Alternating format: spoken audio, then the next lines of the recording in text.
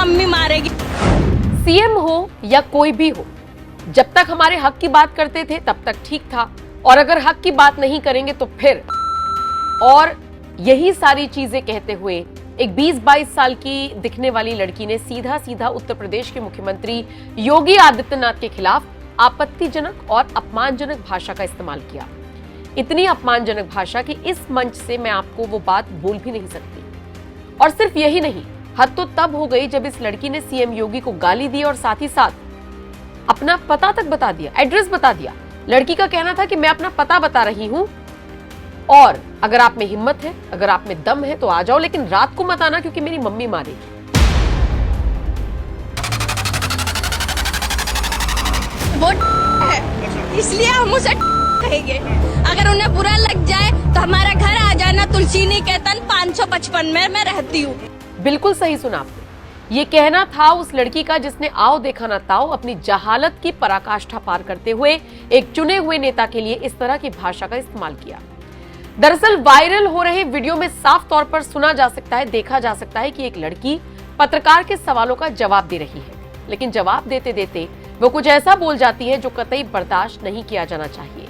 शायद इसीलिए अब उसके खिलाफ कोई बुलडोजर एक्शन की मांग कर रहा है, तो किसी का कहना है कि इसे पकड़कर जेल में डाला जाना चाहिए।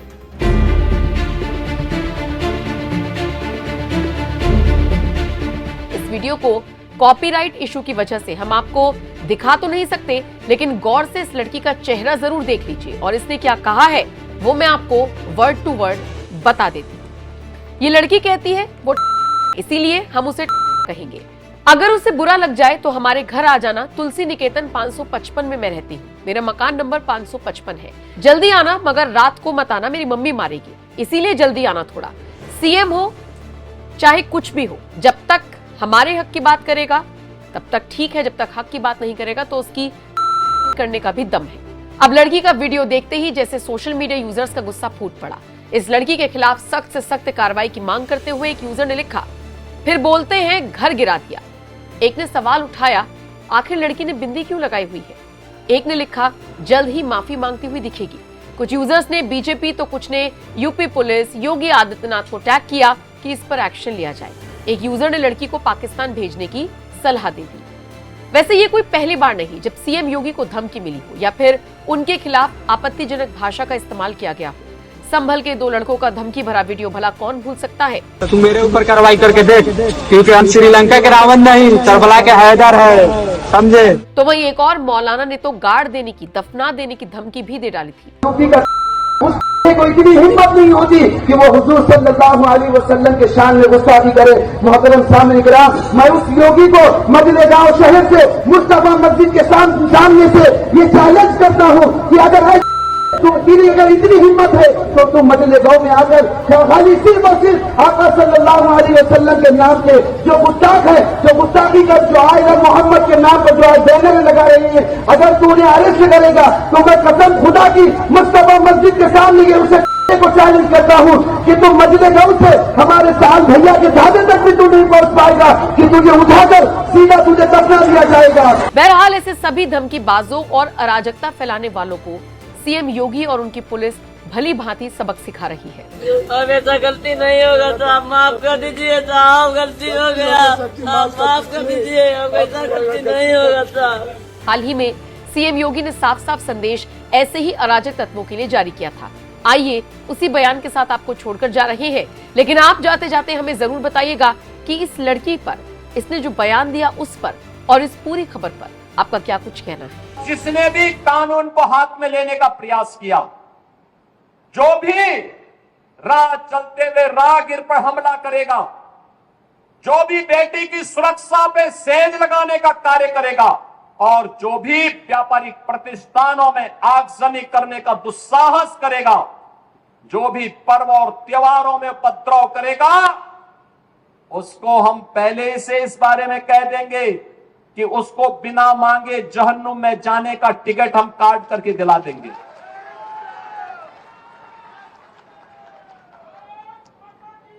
इतना पर्याप्त तो होगा उसके लिए। यह अराजकता स्वीकार्य नहीं। विकास में हर व्यक्ति की भागीदारी जब सुनिश्चित की गई है, गांव गांव का विकास विकास हो रहा है। कल्याणकारी योजनाओं में बिना भेदभाव के शासन की योजना का लाभ उपलब्ध करवाया जा रहा है। बिना भेदभाव के युवाओं को नौकरी और रोजगार उपलब्ध करवाया जा रहा है। तो फिर यह अराजकता कैसे? कुछ चंद लोगों को माहौल खराब करने की छूट नहीं देनी चाहिए। ये वही लोग हैं जिन्होंने उत्तर प्रदेश की भ्रष्ट सरकारों के साथ मिलकर के उत्तर प्रदेश के सामने पहचान का संकट खड़ा किया था। ये वही लोग हैं जिन्होंने उत्तर प्रदेश को बीमारू राज्य बना दिया था। ये वही लोग हैं जिन लोगों के दंगों के कारण प्रदेश में कोई निवेश नहीं आता था, कोई उद्योग नहीं लगता था, कोई विकास का कार्य नहीं हो पाता था। और आज पिछले 8.5 वर्ष के अंदर उनकी मंशा सफल नहीं हुई। अब नए नए तौर तरीके अपनाने का कार्य कर रहे हैं। लेकिन याद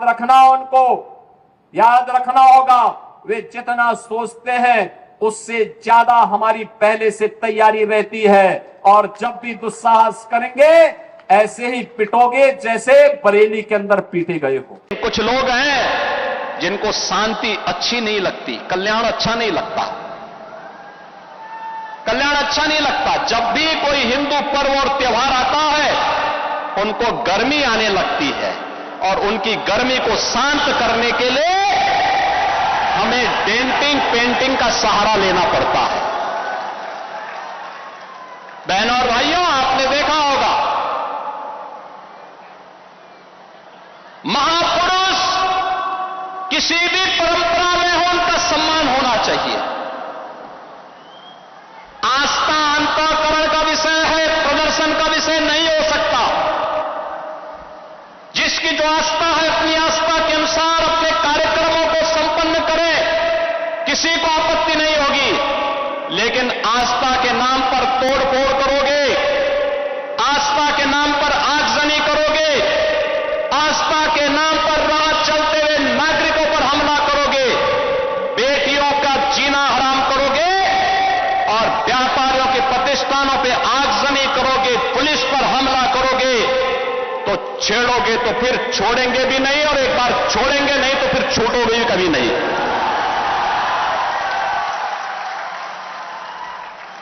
आपने देखा होगा एक तरफ इस्लाम के में कहते हैं कि हम बुत परस्ती का विरोध करते हैं, ये उनका विषय है, उनका दर्शन है, उनकी फिलॉसफी है। हम तो मूर्ति पूजक हैं,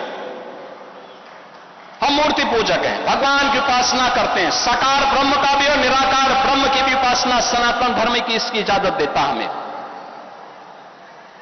और इस्लाम का अनुयायी कहता है कि हम बुत परस्ती का विरोध करते हैं, उससे वे नफरत करते हैं।